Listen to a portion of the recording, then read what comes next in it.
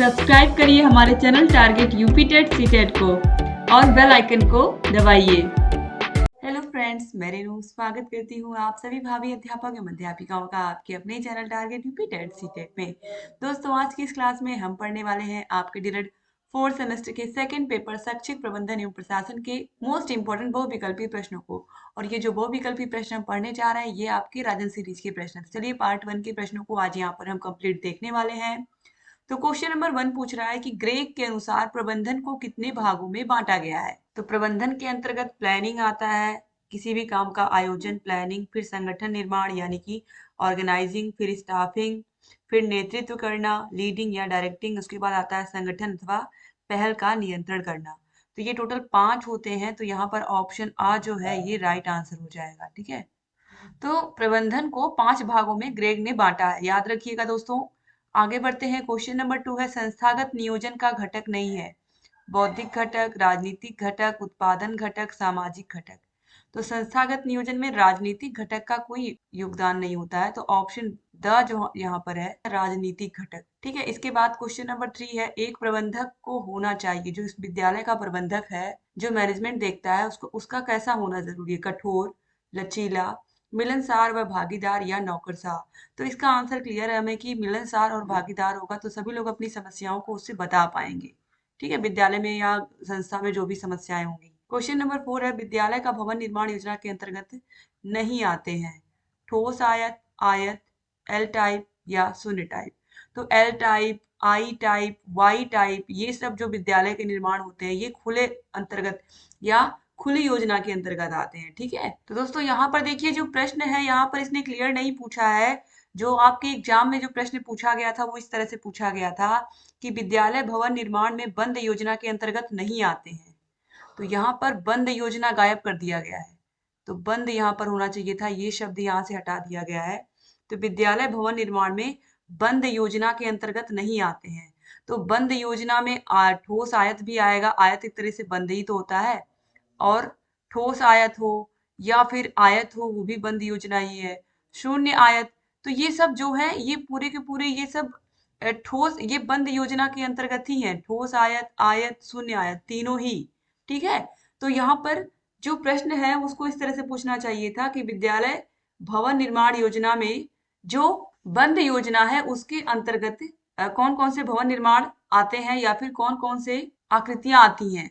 तो यहाँ पर ठोस आयत, आयत, शून्य आयत तीनों सही हो जाते। और यहाँ पर जो ऑप्शन है वो उपयुक्त सभी देना चाहिए था। लेकिन यहाँ पर आप देखिए पूछा है कि विद्यालय भवन निर्माण में बंद योजना के अंतर्गत नहीं आते हैं। तो बंद योजना में कौन नहीं आता है, L type, I type, Y type ये सब बंद योजना में नहीं आते हैं, ये सब खुली योजना में आते हैं। ठीक है, तो आयत, ठोस आयत, शून्य आयत ये तीनों ही क्या है, ये बंद योजना है। क्योंकि ये देखिए जो आयत होता है वो चारों तरफ से बंद होता है। तो विद्यालय का निर्माण कभी भी इस तरह से नहीं होना चाहिए कि पूरी की पूरी जो आकृति है वो बंद हो, क्योंकि बच्चों को खुला वातावरण चाहिए। तो जो भवन बने वो खुला बने। ठीक है, इसमें बंद आकृति नहीं होनी चाहिए। तो इसीलिए ठोस आयत, आयत, शून्य आयत इस तरह की आकृतियों के भवन नहीं बनते हैं विद्यालय के। L type, I type, Y type इस तरह के खुली आकृतियों के बनते हैं। ठीक है, तो यहाँ पर जो एल टाइप है ये बंद योजना के अंतर्गत नहीं आता। तो इसीलिए ऑप्शन सा यहाँ पर राइट आंसर हो जाएगा। तो आपको समझ में आ गया होगा। क्वेश्चन नंबर 5 है जिला स्तर की सर्वोच्च अकादमिक संस्था कौन है 2020, 2021, 2023। लगातार 3 वर्षों में ये प्रश्न पूछा गया है।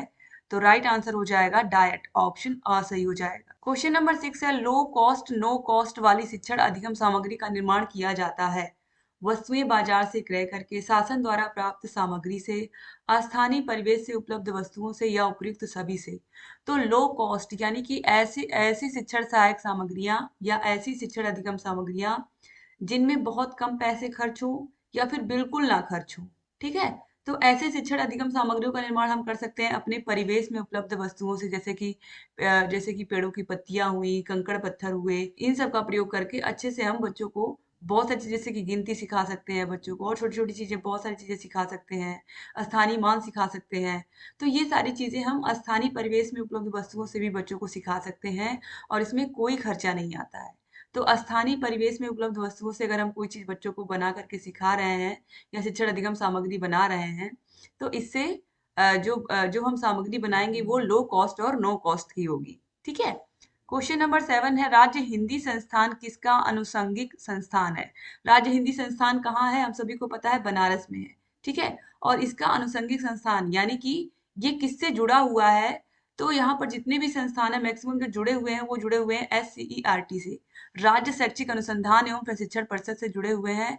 यहाँ पर ऑप्शन ब जो है ये राइट आंसर हो जाएगा। SCERT 2023 में ही पूछा हुआ प्रश्न है। क्वेश्चन नंबर 8 है, प्रबंधन सहायक होता है नियोजन में, अभिप्रेरणा में, नियंत्रण में या उपयुक्त सभी में? तो जब भी उपयुक्त सभी दिया रहेगा तो इस पर आप गौर करिएगा कि आप देखोगे प्रबंधन इन सभी में सहायक होता है, चाहे योजना बनाना हो, चाहे किसी को भी प्रेरणा देना हो, चाहे नियंत्रण रखना हो। ठीक है। तो नियंत्रण का मतलब अनुशासन होता है, याद रखिएगा आप लोग, किसी के ऊपर दबाव डालना नहीं होता है। क्वेश्चन नंबर 9 है, सर्वोत्तम शिक्षा व्यवस्था सुयोग्य शिक्षकों के अभाव में असफल हो जाती है, जबकि अच्छे शिक्षकों के सहयोग से दूषित शिक्षा प्रणाली भी ठीक कर दी जाती है। यह कथन किसका है? दोस्तों ऑप्शंस हैं डॉक्टर राधाकृष्णन का, महात्मा गांधी का, हुमायूं कबीर का या सुकरात का। दोस्तों इस क्वेश्चन का आंसर आपकी राजन सीरीज और पवन सीरीज दोनों में ही अलग अलग दिया है। आपके राजन सीरीज में इसका जो ऑप्शन है, इस सीरीज में ऑप्शन आ दिया हुआ है, और आपके पवन सीरीज में हुमायूं और कबीर दिया हुआ है।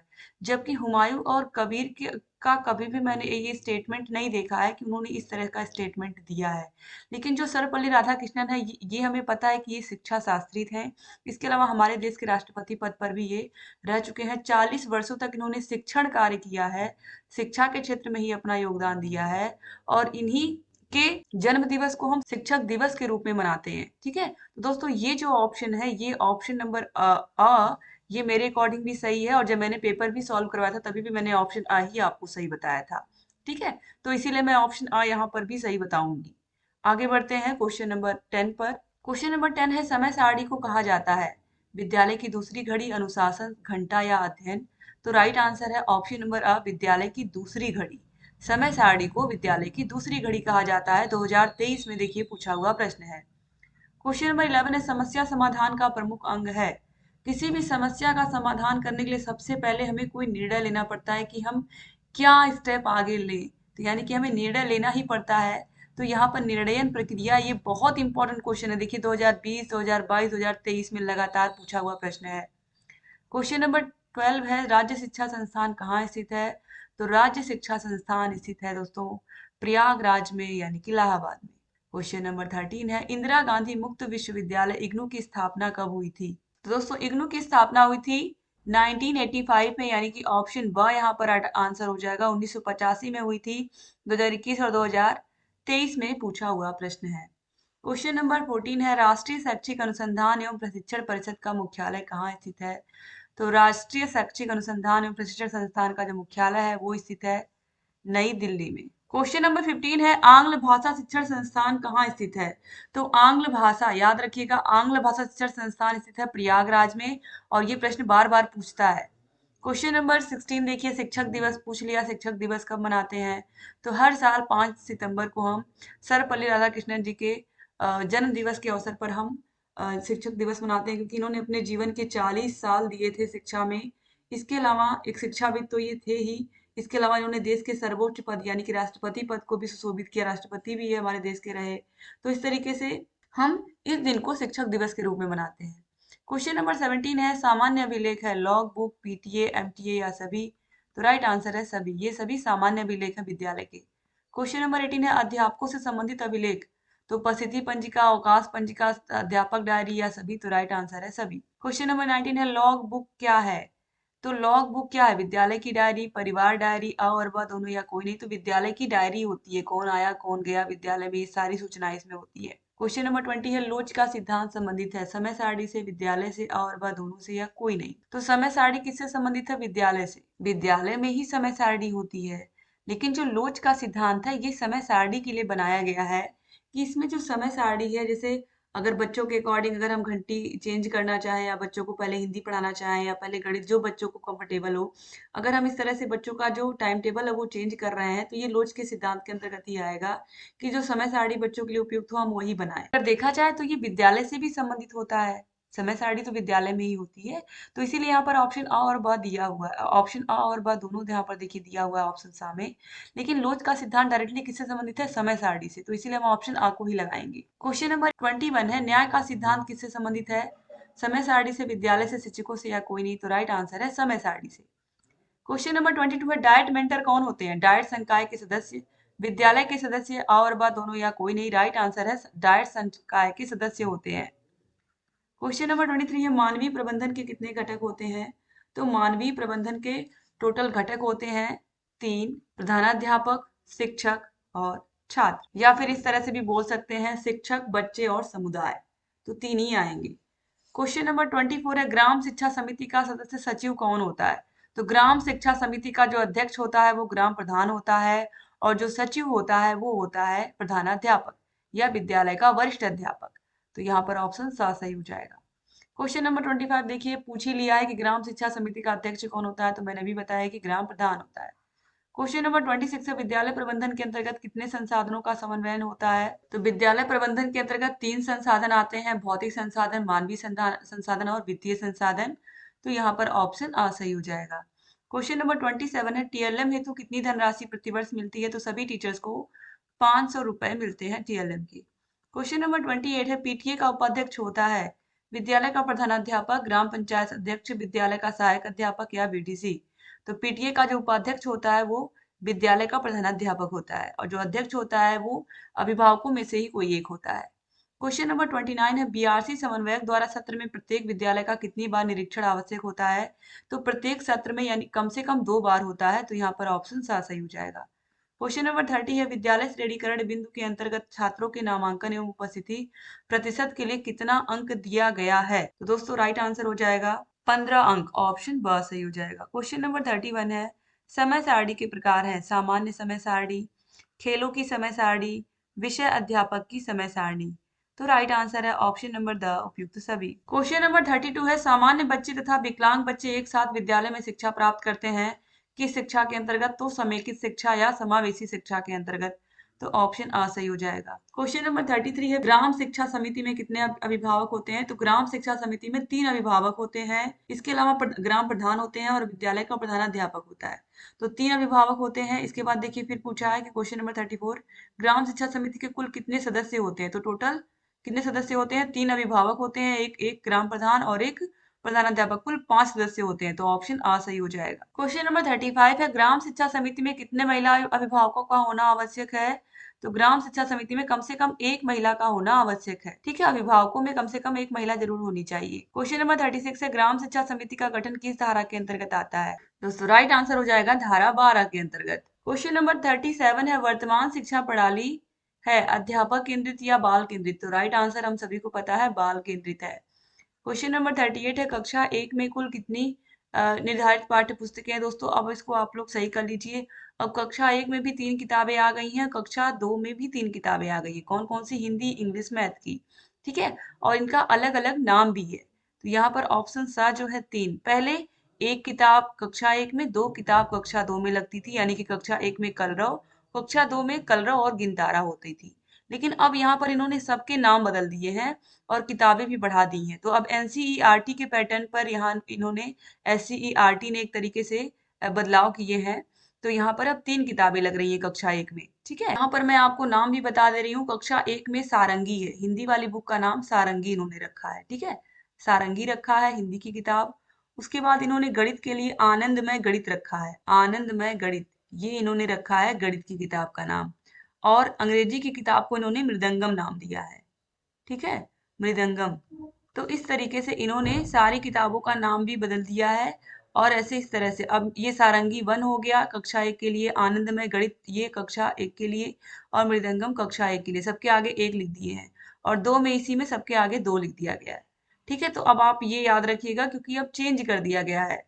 क्वेश्चन नंबर 39 है, प्रदेश में संस्कृत विषय का पठन पाठन किस कक्षा से प्रारंभ किया जाता है? तो कक्षा 3 से संस्कृत पढ़ाई जाती है, जो कि मैं खुद एक प्राइमरी टीचर हूँ, आप सभी को ये बात पता है दोस्तों। तो अब ये बहुत सारे फेर बदलाव हुए हैं, लेकिन जो संस्कृत है वो अभी भी कक्षा 3 से ही स्टार्ट है। क्वेश्चन नंबर 40 है, समय सारणी दर्शाती है। तो समय सारणी बच्चों की अधिगम प्रक्रिया को, शिक्षक की शिक्षण प्रक्रिया को, प्रधानाध्यापक के नेतृत्व को या सभी क्रियाकलापों को। तो इन सभी क्रियाकलापों को समय सारणी दर्शाती है। क्वेश्चन नंबर 41 है, पाठ्य सहगामी क्रियाकलापों के संचालन का दायित्व किस पर सौंपना चाहिए? शिक्षक को, अभिभावकों को, बच्चों को या जिला विद्यालय निरीक्षक को? तो शिक्षक को सौंपना चाहिए। क्वेश्चन नंबर 42 है, प्रत्येक जनपद में कार्यरत जिला समन्वयक किसके अधीन होते हैं? तो ये जिला बेसिक शिक्षा अधिकारी यानी कि बीएससी के अधीन होते हैं। क्वेश्चन नंबर 43 है, कक्षा कक्ष एवं कक्षा कक्ष के बाहर सार्थक क्रियाकलाप को संपन्न कराने के लिए क्या आवश्यक होता है? TLM बनाना, पेड़ पौधे लगाना, मैदान की स्वयं सफाई करना या योजना बनाना? तो कोई भी काम अगर हमें करना है बच्चों के लिए तो योजना बनाना बहुत इंपॉर्टेंट है। तो यहाँ पर ये योजना बनाना राइट आंसर हो जाएगा, ऑप्शन था। क्वेश्चन नंबर 44 है, विद्यालय में भवन, फर्नीचर, पेयजल एवं शौचालय आदि की व्यवस्था की जा सकती है ग्राम शिक्षा समिति द्वारा, अभिभावक शिक्षक संघ द्वारा, समुदाय द्वारा या उपयुक्त तीनों के सहयोग से? तो राइट आंसर ऑप्शन द हो जाएगा, उपयुक्त तीनों के सहयोग से। क्वेश्चन नंबर 45 है, NCERT कहाँ है? तो हम सभी को पता है कहाँ है, नई दिल्ली में है।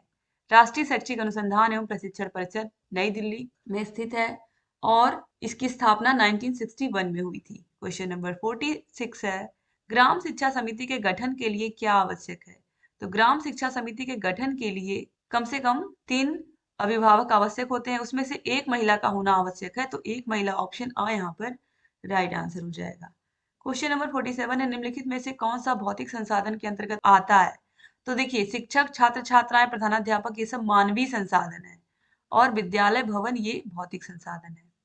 क्वेश्चन नंबर 48 है, विद्यालय के अभिलेखों का मुख्य उद्देश्य होता है दंड का साक्ष्य, आवश्यक सूचनाओं का रख रखाव, अनियमितताओं की जानकारी या निरीक्षण में सहयोग। तो आवश्यक सूचनाओं के रख रखाव के लिए हम अभिलेखों का निर्माण करते हैं, अभिलेखों को बनाते हैं। 2021 में पूछा हुआ प्रश्न है। क्वेश्चन नंबर 49 है, कोठारी कमीशन ने राष्ट्र निर्माण की संज्ञा किसको दी है? तो राष्ट्र निर्माता की संज्ञा दी गई है शिक्षकों को, ऑप्शन सही हो जाएगा यानी कि अध्यापकों को। क्वेश्चन नंबर 50 है, राज्य शिक्षा संस्थान कहाँ है? ये प्रश्न बार बार पूछता है एग्जाम में, ये स्थित है प्रयागराज में। क्वेश्चन नंबर 51 है, विद्यालय में अनुशासन स्थापित करने में सहायक नहीं है। तो क्या सहायक नहीं है? पाठ्य सहगामी क्रियाओं का आयोजन सहायक है, नैतिक शिक्षा की व्यवस्था भी अनुशासन स्थापित करने में सहायक है और शिक्षक अभिभावक सहयोग भी अनुशासन स्थापित करने में सहायक ही होता है। लेकिन दंड की अधिकता ये बिल्कुल आवश्यक नहीं है या सहायक नहीं है। क्वेश्चन नंबर 52 है, राज्य हिंदी संस्थान कहाँ है? तो ये बनारस में है। देखिए, बार बार ये प्रश्न पूछता है, राज्य हिंदी संस्थान, आंग्ल भाषा शिक्षण संस्थान, इसके अलावा राज्य शिक्षा संस्थान। तो ये बिल्कुल आपको याद होने चाहिए और 1 नंबर के प्रश्न होते हैं, याद रहेगा तुरंत आपको इसका एक नंबर मिल जाएगा। क्वेश्चन नंबर 53 है, विद्यालय प्रबंधन में महत्वपूर्ण भूमिका किसकी होती है? ये क्वेश्चन देखिए, इसको समझ लीजिए आप लोग कि देखिए, अगर इस प्रश्न में अगर दिया होगा कि और सभी, यहाँ पर अगर यहाँ पर इस प्रधान लिपि की जगह पर दिया होता उपयुक्त सभी, तो यहाँ पर हम सभी लगाते, प्रधानाध्यापक की, शिक्षकों की, छात्र छात्राओं की या उपयुक्त सभी की भूमिका महत्वपूर्ण होती है विद्यालय प्रबंधन में। लेकिन आप यहाँ पर ध्यान दीजिए कि यहाँ पर प्रधान लिपिक दे दिया है और यहाँ पर देखिए छात्र छात्राएं दिया है, शिक्षक दिया है और प्रधानाध्यापक दिया है। तो इसीलिए हम यहाँ पर ऑप्शन आ को लगाएंगे, विद्यालय प्रबंधन में महत्वपूर्ण भूमिका प्रधानाध्यापक की होती है। ठीक है, लेकिन यहाँ पर इस क्वेश्चन के ऑप्शन में अगर उपयुक्त सभी दिया रहेगा, प्रधानाध्यापक भी दिया है, शिक्षक भी दिया है, छात्र भी दिया है और इसके अलावा यहाँ पर ऑप्शन द में लिखा है उपयुक्त सभी, तो हम उपयुक्त सभी को लगाएंगे। और अगर नहीं दिया है तो हम केवल प्रधानाध्यापक को ही लगाएंगे, क्योंकि सबसे महत्वपूर्ण जिम्मेदारी प्रधानाध्यापक की ही होती है। तो ये ऑप्शन के अकॉर्डिंग इसका आंसर आपको देना पड़ेगा इस प्रश्न का। तो विद्यालय प्रबंधन में महत्वपूर्ण भूमिका यहाँ पर हम क्या लगाएंगे? प्रधानाध्यापक की होती है। क्वेश्चन नंबर 54 है, शैक्षिक प्रबंधन का महत्वपूर्ण पक्ष है। तो शैक्षिक प्रबंधन, देखिए शैक्षिक प्रबंधन एवं प्रशासन आपकी बुक का ही नाम है। तो देखिए, दंड, पुरस्कार, प्रशासन या अनुशासन। तो शैक्षिक प्रबंधन एवं प्रशासन, तो प्रशासन देखिए यहाँ पर नहीं होगा, राइट आंसर अनुशासन होगा। अनुशासन या किस तरह से आप नियंत्रण रखते हो, कि आप अनुशासन बना के रखते हो, प्रबंधन में अनुशासन ही आता है। तो यहाँ पर ऑप्शन द जो है ये राइट आंसर हो जाएगा। क्वेश्चन नंबर 55 है, कौन सी पाठ्य सहगामी क्रिया तर्क शक्ति का विकास करती है? अभिनय, खेल कूद, निबंध लेखन या वाद विवाद? तो वाद विवाद प्रक्रिया जो है ये तर्क शक्ति का विकास करती है, 2022 में पूछा हुआ प्रश्न है। तो इस तरीके से टोटल 55 क्वेश्चन आप लोगों ने कंप्लीट कर लिए।